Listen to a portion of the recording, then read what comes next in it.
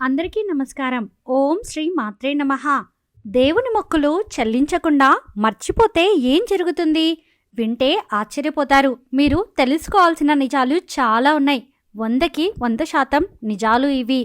మా ఛానల్ని first time చూస్తున్న వారైతే సబ్స్క్రైబ్ చేసుకోవడం అస్సలు మర్చిపోకండి.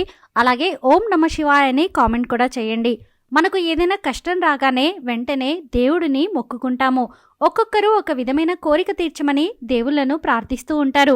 కొంతమంది కొబ్బరికాయలు కొడతామని, అన్నదానాలు చేస్తామని, దేవాలయాలకు వస్తామని, హుండీలో డబ్బులు వేస్తామని, మరికొందరు మేకలను కోస్తామని, అలాగే గుండు చేయించుకుంటామని ఇలా దేవునికి మొక్కుకుంటారు.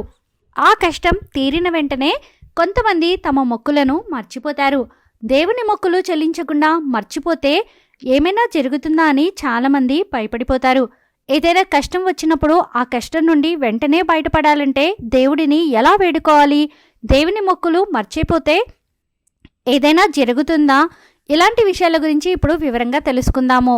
మన కష్టాలను తీర్చమని ఆ దేవుడికి మొక్కుకొని ఆ సమస్య నెరవేరిన తర్వాత తీర్చకపోతే అసత్య దోషం ఏర్పడుతుంది.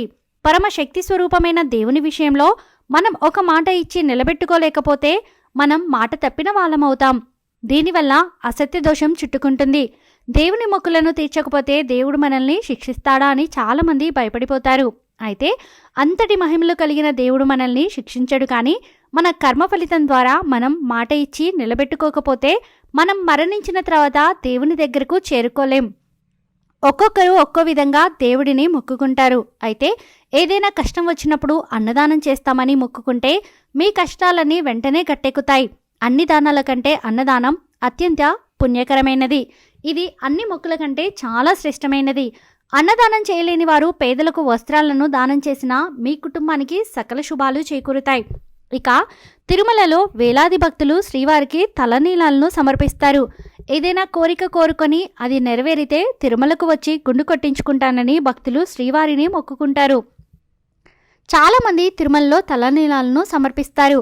ఇంకొందరైతే ఎలాంటి కోరిక కోరకుండానే వెంకటేశ్వర స్వామికి తలనీలాలను ఇచ్చేస్తారు.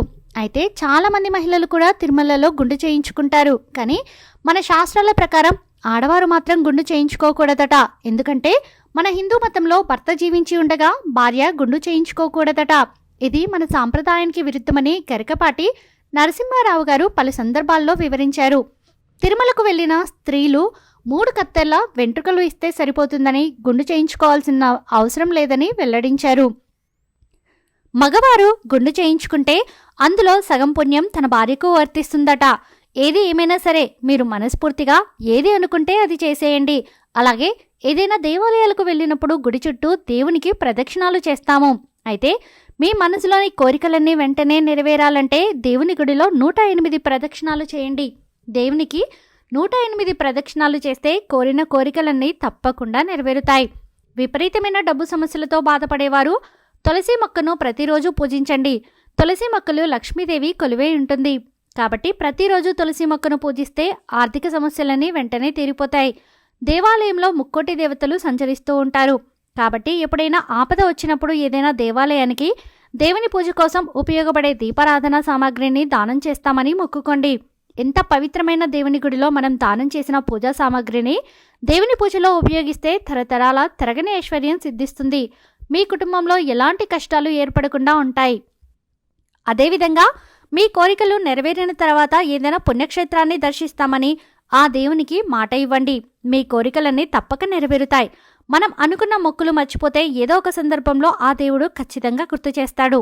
అప్పుడు కూడా మీరు మొక్కులను చెల్లించకపోతే మీ కర్మ అనుభవించక తప్పదు. కానీ ఇందులో దేవుడికి ఎలాంటి సంబంధం ఉండదు. కానీ దేవుని మొక్కులను గుర్తుంచుకొని మొక్కులను దేవునికి చెల్లిస్తే మీ కుటుంబానికి ఎన్నో శుభ ప్రయోజనాలు కలుగుతాయి. ప్రతినిత్యం ఇంట్లో దీపారాధన చేసుకోవాలి. ఎవరైతే ఎక్కువగా దీపారాధన చేస్తారో అలాంటి ఇళ్లలోకి దేవతలు అడుగు పెడతారు.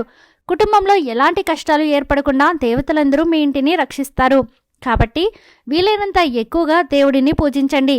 విశేషంగా ఇంట్లో దీపారాధన చేసేటప్పుడు ఆవు నెయ్యితో దీపం వెలిగించండి. లక్ష్మీ కటాక్షం సులభంగా లభిస్తుంది.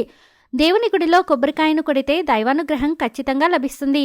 కాబట్టి ఏదైనా ఆపద వచ్చినప్పుడు దేవునికి 108 కొబ్బరికాయలు కడతామని మొక్కుకోండి.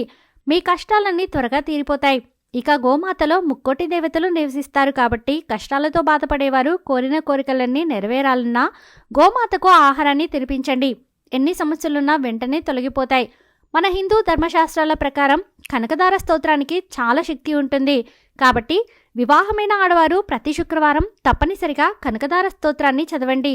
కుటుంబంలో ఉన్న సమస్యలన్నీ తొలగిపోయి మీ ఇంటి ఆర్థిక పరిస్థితి మెరుగుపడుతుంది. ఇక చాలామంది ఇంటి ముందుకు తరచూ పావురాలు వస్తూ ఉంటాయి. మీ ఇంటి ముందుకు పావురాలు వస్తే అది లక్ష్మీదేవి రాకకు సంకేతం.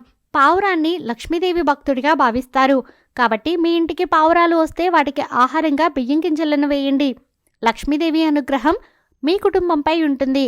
అలాగే మీ ఇంటి ముందుకు కాకులు వస్తే మీ ఇంట్లో దేవతలు తిరుగుతున్నారని సంకేతం. కాబట్టి మీ ఇంటి ముందుకు వచ్చిన కాకులకి ప్రతిరోజు ఆహారం పెడితే మీ కుటుంబానికి తరతరాల తరగని ఐశ్వర్యం చేకూరుతుంది.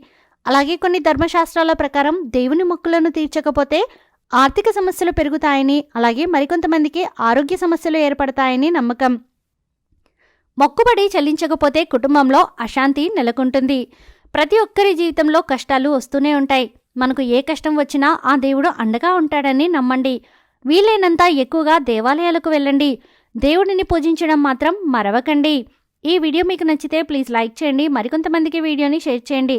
ఫస్ట్ టైం ఛానల్ని చూసిన వారు సబ్స్క్రైబ్ చేసుకుని పక్కనే ఉన్నటువంటి బెల్ ఐకాన్ని క్లిక్ చేయండి. సర్వేజన సుఖినో భవంతు.